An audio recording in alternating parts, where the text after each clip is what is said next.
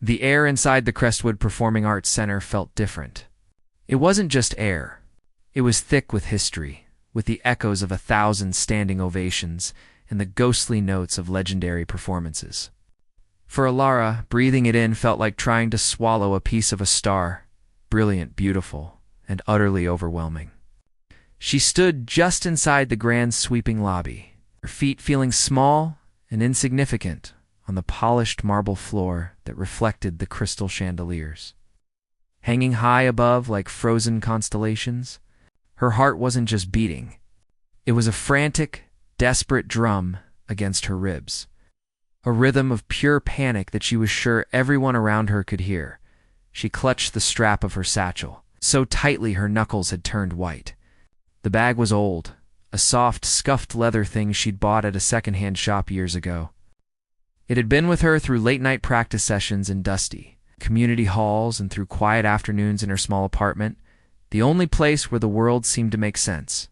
Inside, nestled between a worn-out copy of a biography on Chopin and a half-eaten granola bar, was the sheet music. It wasn't just paper and ink. To her, it was a living thing. A creature she had nurtured from a collection of black dots and lines into something that she hoped had a soul. She had spent the last 6 months pouring every ounce of herself into those pages. Her joy, her frustration, her loneliness, and her dreams all translated into the language of music. This was the reason she was here. The Julian Vance Masterclass. The name alone was enough to make any aspiring pianist tremble. Julian Vance wasn't just a pianist. He was an institution. He was the kind of artist whose recordings were played in fancy restaurants and whose face, sharp and serious, graced the covers of classical music magazines. He was known for a technical perfection that was almost frightening, a precision that left no room for error. For a young musician from a small town who had taught herself on a rickety upright piano, getting a spot in this masterclass felt like winning a golden ticket, except she hadn't won it. She had paid for it with every single dollar. She had saved over 2 years of working as a barista and a part-time library assistant. It was her entire safety net, her emergency fund, her just-in-case money, all spent on this one terrifying day. The thought made her stomach clench. If this went wrong, there was no backup plan. Her eyes drifted around the lobby, taking in the other participants. They moved with an easy grace she couldn't even fake. They wore tailored coats and soft woolen scarves that looked like they had never seen a dusty shelf. Their laughter was light and confident. And they talked about things she had only read about: summers at music festivals in Aspen, lessons with renowned professors in Vienna, the subtle differences in tone between a Steinway and a Bissendorfer. A young man with perfectly styled hair pointed to a large poster of Julian Vance on the wall, telling a small group, "I saw him perform that concerto in London last year. Flawless. Absolutely flawless." They all nodded in agreement, their faces filled with a shared understanding. A world Alara was peering into from the outside. One of them, a woman with a sleek, silver dress and a diamond bracelet that glittered under the chandeliers, brushed past Alara without a glance, almost knocking her off balance. "Excuse me," Alara whispered, but the woman was already gone, swallowed by the crowd. Alara felt a familiar wave of shame wash over her. She looked down at her own simple jeans, her clean but faded sweater, and her worn-out boots. Her satchel, her most treasured possession, suddenly looked shabby and out of place. She was an imposter, a stray cat that had accidentally wandered into a palace ball. What was she even doing here? These people belonged. They had the right clothes, the right accents, the right backgrounds. They had been on this path their whole lives. She had just stumbled onto it, hoping no one would notice she didn't have a map. The feeling was so strong it almost made her turn around and walk right out the heavy glass doors, back to the quiet predictability of her normal life. But then her fingers tightened again on the strap of her satchel. She could feel the firm, rectangular shape of the sheet music inside. That was her anchor. That was her truth.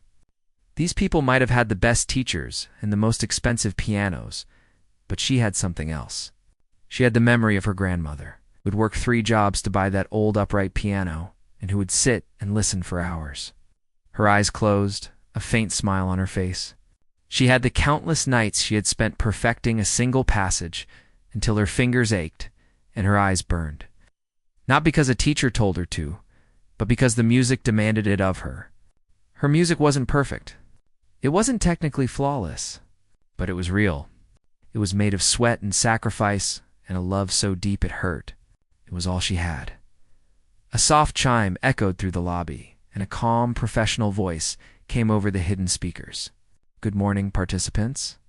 The Julian Vance Masterclass will begin in 10 minutes. Please proceed to the main auditorium and take your assigned seats. A ripple of movement went through the crowd. The confident chatter subsided, replaced by the rustle of expensive coats and the soft click of dress shoes on marble. They all began to flow gracefully towards a set of large, ornate doors. Ilara took a deep, shaky breath, the air still feeling too thin. She forced her frozen legs to move, joining the end of the line. She felt like a single, out-of-tune note in a perfectly harmonious chord. As she walked, she passed the poster of Julian Vance in the photograph. He was seated at a grand piano, his hands hovering over the keys, his gaze intense and focused, as if he could see right through the camera and into her soul. He looked like a god from a musical Olympus, and she was just a mortal. About to be judged, she found her seat in the vast, darkening auditorium, a small, isolated island in a sea of velvet and red wood. The stage was bathed in a warm, golden light, and in the center sat a gleaming black grand piano that looked like it had been carved from a single piece of night. It was waiting, and so was she. The lights in the hall dimmed further, and a hush fell over the audience.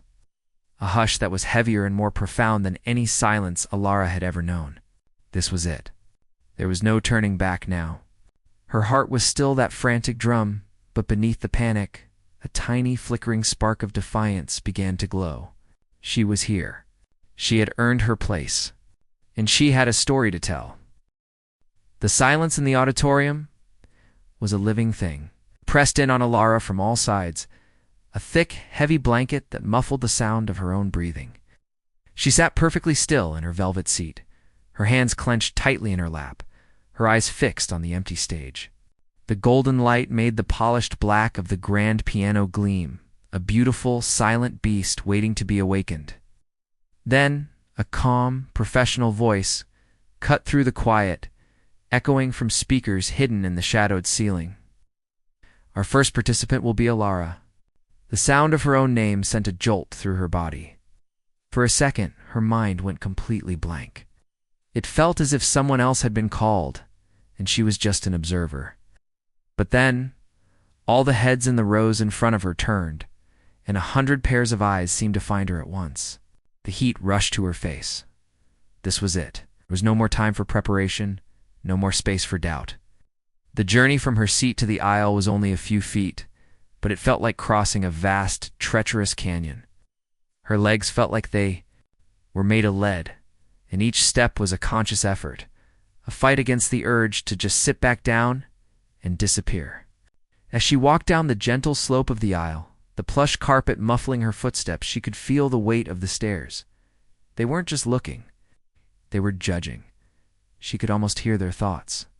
Who is she? What of us? She kept her eyes forward, focusing on the single pool of light on the stage, her destination, her sanctuary, and her prison. The world narrowed to that light and the heavy wooden steps that led up to it. When her foot touched the first step, a strange calm settled over her. There was no turning back. She was committed. The stage was even more overwhelming up close. The lights were brighter, hotter, and she could feel them on her skin like a physical presence. The auditorium, once a vast room full of people, had transformed into a black, gaping void. She couldn't see a single face, only the impression of 1,000 shadowy figures watching from the darkness. It was both terrifying and strangely liberating.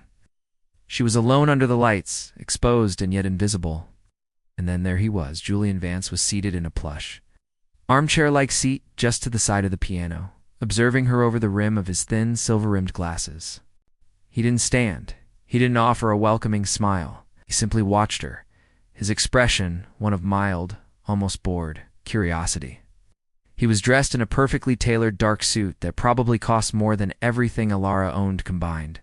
His posture was relaxed, but it was the relaxation of a powerful cat, a creature that was completely at ease because it knew it was in total control of its surroundings. He was the king on his throne. She was the subject who had been summoned. Lair stopped a few feet from him, her heart hammering so loudly she was surprised he couldn't hear it.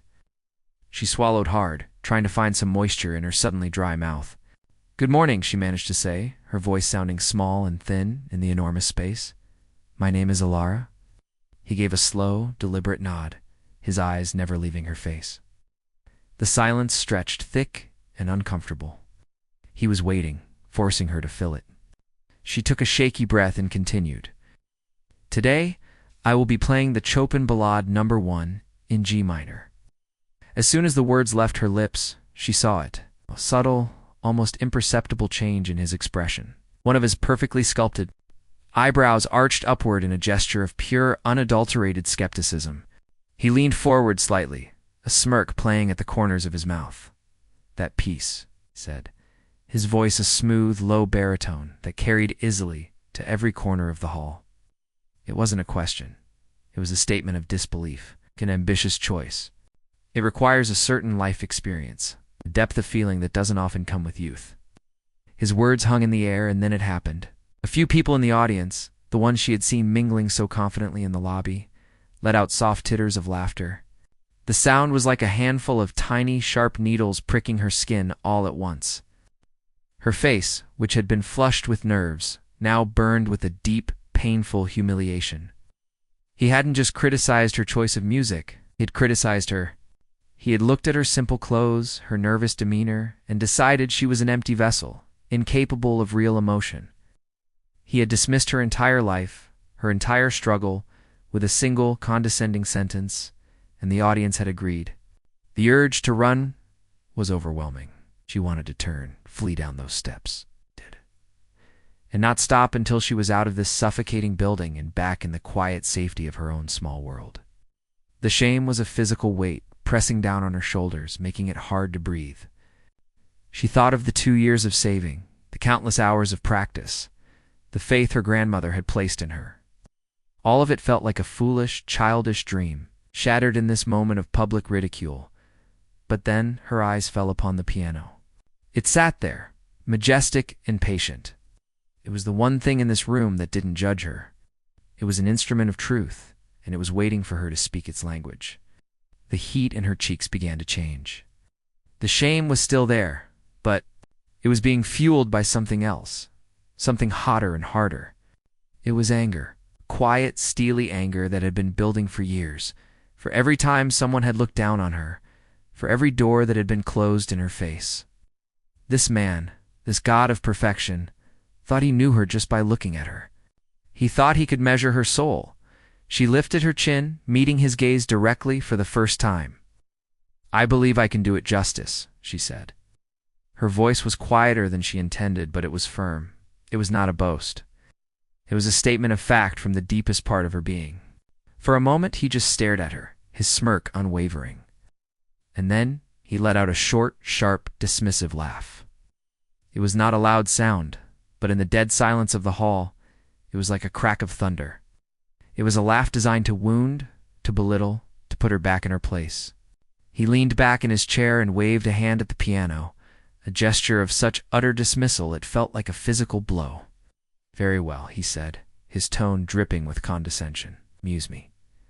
The words were the final insult. He wasn't interested in her art, in her passion, in her story. He just wanted to be entertained. Like a Roman emperor watching a gladiator he fully expected to be devoured. But as Alara walked the few remaining steps to the piano bench, she felt a strange sense of clarity.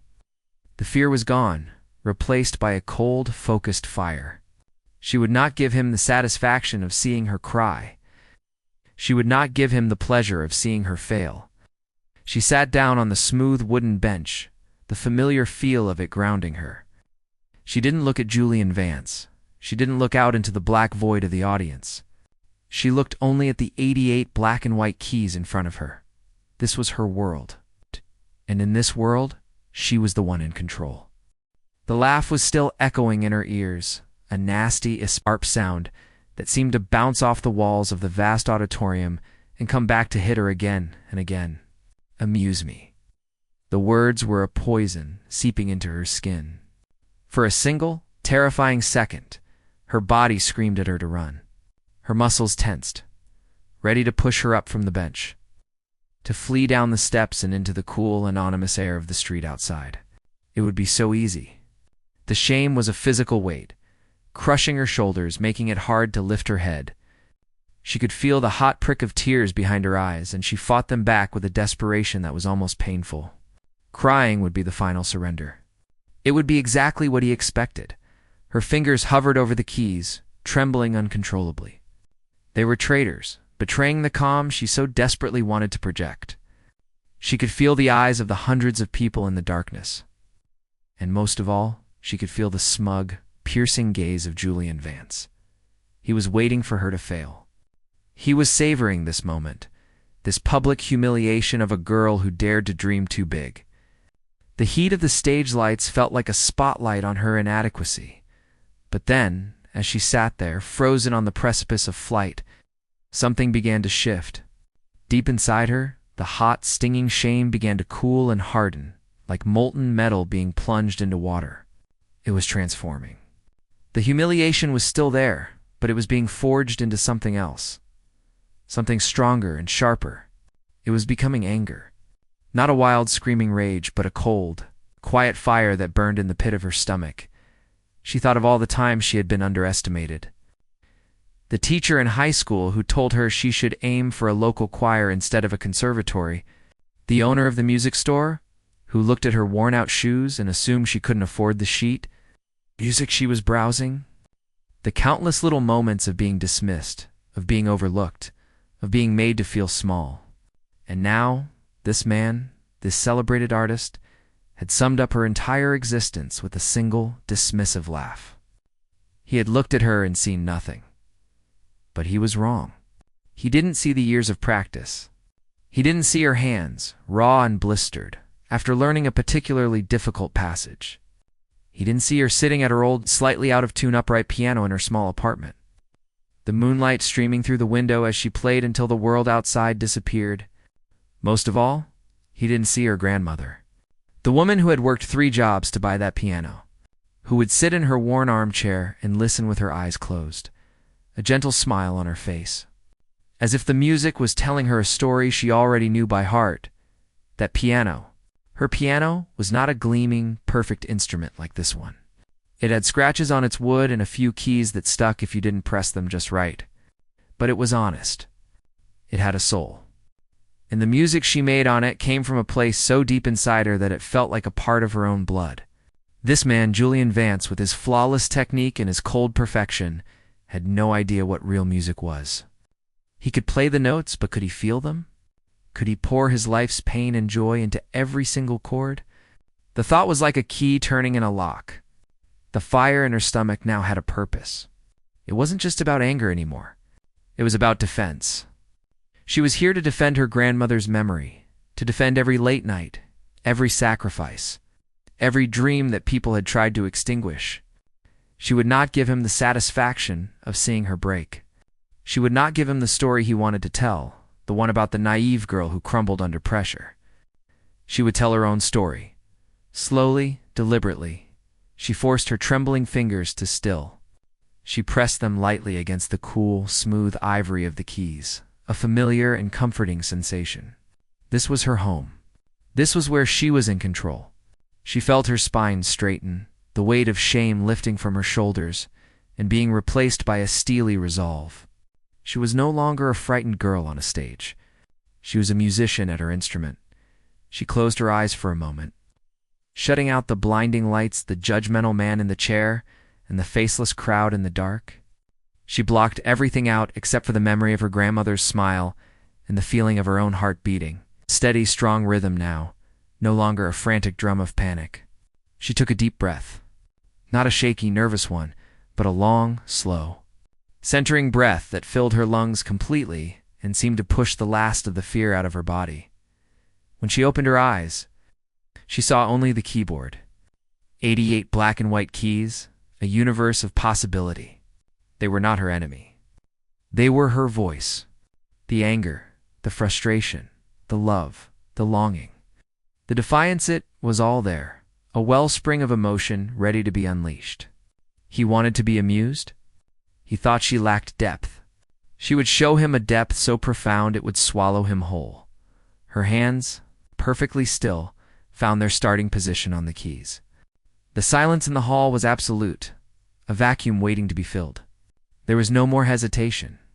There was no more fear. There was only the music and the story she had to tell. And then she began to play. The first note that emerged from the grand piano was not perfect. It was a little hesitant, a little fragile, like a bird taking its first flight. It hung in the air of the vast, silent hall, a single, clear sound that seemed to ask a question. In the audience, a few people shifted in their seats, perhaps expecting a clumsy, amateurish performance. Julian Vance leaned back in his chair, a look of patient indulgence on his face, as if he were waiting for a child to finish a simple, predictable story. But that first note was just a whisper, a key turning in a lock. What came next was something no one was prepared for. The hesitant notes began to connect, flowing into a melody that was filled with a deep, heartbreaking sadness. It wasn't the sad of a bad day. It was the sad of years of loneliness, of watching the world from a window. It was the sound of her small apartment, the sound of rain on the roof. It's the sound of a dream that felt too big for the room it was in. The soft passages were not just quiet, they were confessions. Each note was a whispered secret, a vulnerable truth laid bare on the gleaming black and white keys. The people in the audience who had been whispering and shifting were now perfectly still. The rustle of programs ceased. The faint cough from the back row never came. They were no longer judging. They were listening. The music was pulling them in, wrapping around them, inviting them into a world they had not expected to visit. As the melody developed, new emotion began to weave its way into the fabric of the sound. It was a thread of defiance, a spark of the fire that now burned steadily in Ilar's core. The music began to grow in strength, the soft whispers turning into firm, clear statements. This was her answering the condescending question in Julian Vance's eyes. This was her proving that she did, in fact, have life experience. The chords became richer, more complex, filled with a longing that was not just sad, but powerful. It was the sound of wanting something so badly it hurts, of fighting for a place in a world that doesn't want you. A woman in the third row slowly brought a hand to her chest, as if feeling the music's ache in her own heart. Then the storm began to gather. The tempo quickened, and the music erupted into a thunderous, chaotic roar. This was not just noise. It was a tempest of pure, unadulterated passion. It was the sound of her anger, her frustration.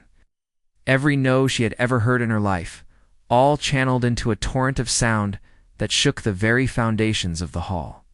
The notes flew from her fingers, not with the cold precision of a machine, but with the desperate, beautiful fury of a human soul set free.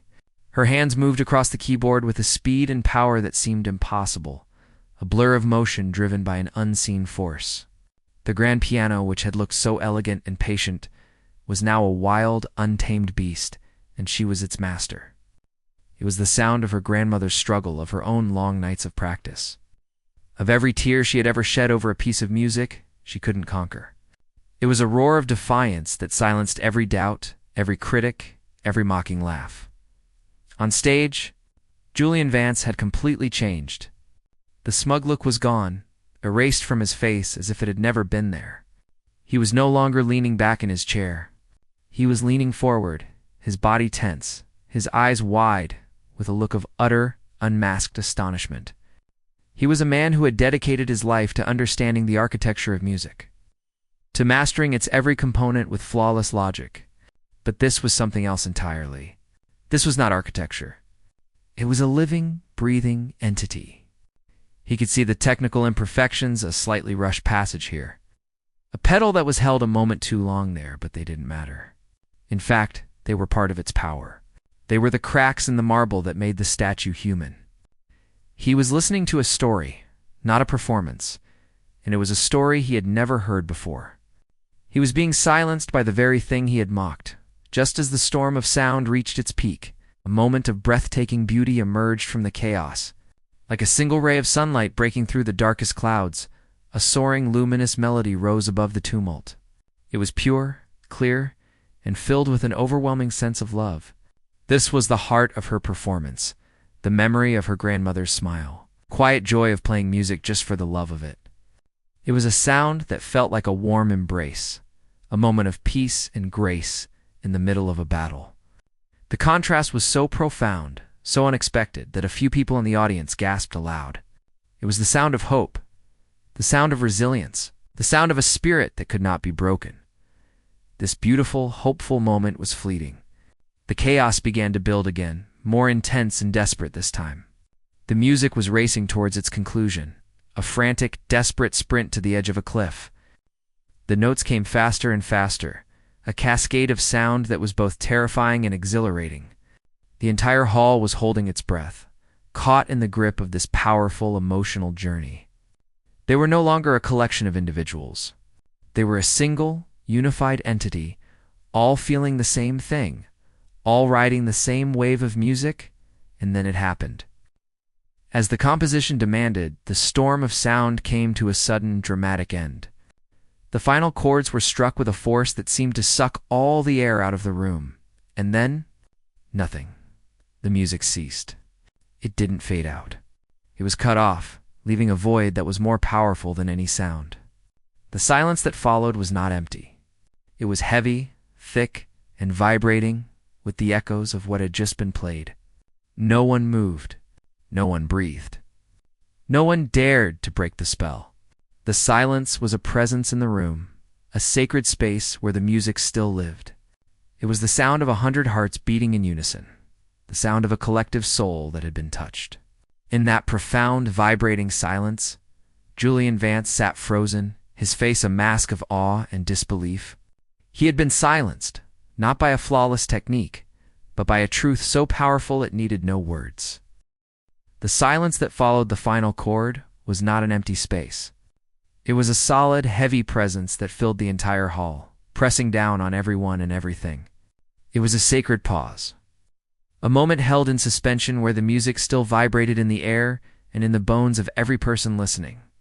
No one dared to move, to cough, to even breathe too loudly. They were all trapped in the beautiful, devastating story that had just been told through 88 keys. On stage, Ilara's hands remained frozen over the keyboard, her fingers curled as if still clutching the last notes. Her body was trembling, not from fear, but from the sheer force of what she had just unleashed. She was empty, drained. Oh. A vessel that had poured out its entire contents. The spell was finally broken not by a clap, but by a single, choked sob from someone in the third row. It was a small, involuntary sound, a human reaction to an overwhelming emotion. It was the crack in the dam. And then the floodgates opened. The hall erupted. It wasn't the polite, measured clapping one might expect at a classical recital. It was a thunderous, deafening ovation that seemed to shake the very foundations of the old building. It was a roar of pure, unadulterated emotion, a physical force that washed over the stage. People were on their feet, not just a few, but everyone. A sea of rising bodies with their faces turned towards the light. Their expressions a mixture of awe, shock, and profound gratitude. They were shouting "Brava, brava," their voices blending together into a single, powerful wave of sound that crashed over Ilara again and again. Slowly, as if waking from a deep sleep, Ilara lowered her hands. The world came rushing back in the blinding lights, the roar of the crowd, the feeling of the hard bench beneath her. She felt dazed, disconnected from her own body, as if she had been watching someone else perform. The music was gone now, but its ghost still echoed inside her, a sweet and sorrowful ache. She could see the faces in the front row now, their cheeks wet with tears, their eyes shining. An older man in a tuxedo was wiping his eyes with a handkerchief, a look of pure wonder on his face. They weren't just applauding a performance. They were acknowledging a truth they had all shared in that moment. A man in a suit, one of the event organizers, hurried onto the stage and gently touched her shoulder. "Bo," he whispered, his voice filled with emotion. "They're waiting for you." Lara rose slowly from the piano bench, her legs feeling unsteady, as if the ground beneath her was still trembling. She turned to face the audience, and the roar of the applause intensified. It was a physical wall of sound, and for a moment she felt a flicker of the old fear, the feeling of being an imposter. But it was gone as quickly as it came. These people were not judging her. They were thanking her.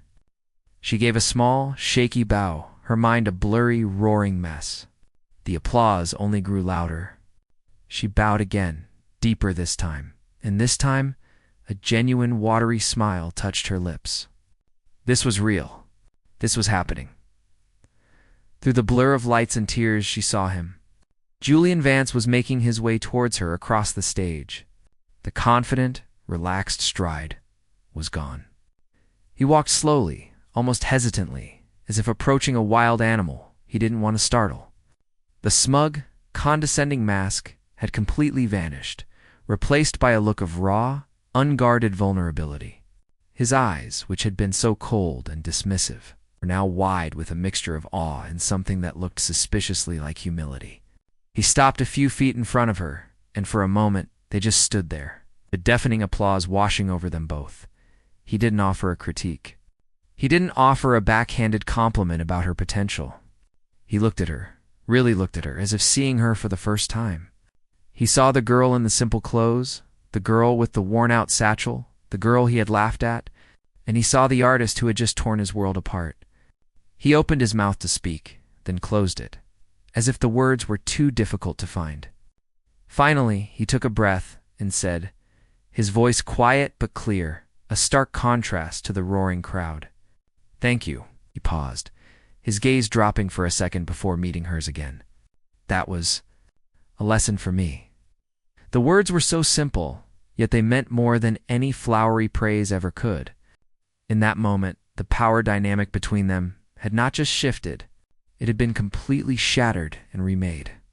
He, the master, was admitting that he, the student, had been the teacher. He wasn't just praising her music. He was acknowledging his own blindness, his own arrogance. A slow nod was all Alara could manage in return, her throat too tight with emotion to speak. He gave her a small, respectful nod of his own, then turned and walked off the stage, leaving her alone in the center of the storm as the applause began to finally subside. Alara walked off the stage, her legs feeling stronger with each step. Backstage, the world was a flurry of activity, but she moved through it in a bubble of quiet calm. Someone handed her a bottle of water. Another person patted her on the back, but their voices were distant. She found a small, quiet corner and leaned against the cool wall, closing her eyes and just breathing. She had come here today seeking validation. She had spent her life savings hoping for a word of praise from a man she thought held the key to her future. She had wanted him to see her, to acknowledge her talent. But as she stood there in the dim light of the wings, she realized she had received something far more valuable. She didn't need his validation anymore. The roaring ovation, the tears in the audience's eyes, the humbled look on Julian Vance's face, they were all wonderful, but they were external. The real prize was internal.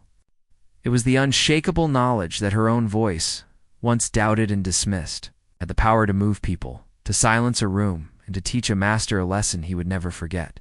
She had not just played the piano. She had spoken her truth, and the world had listened. She picked up her worn leather satchel, the strap feeling familiar and comforting in her hand. It was still just an old bag, and she was still just a girl from a small town. But everything had changed. She walked out of the grand, echoing hallway and into the bright, ordinary light of the afternoon, not with a golden ticket to fame, but with something much more important, the quiet, unshakable certainty of her own worth. And that was a music that no one could ever laugh away.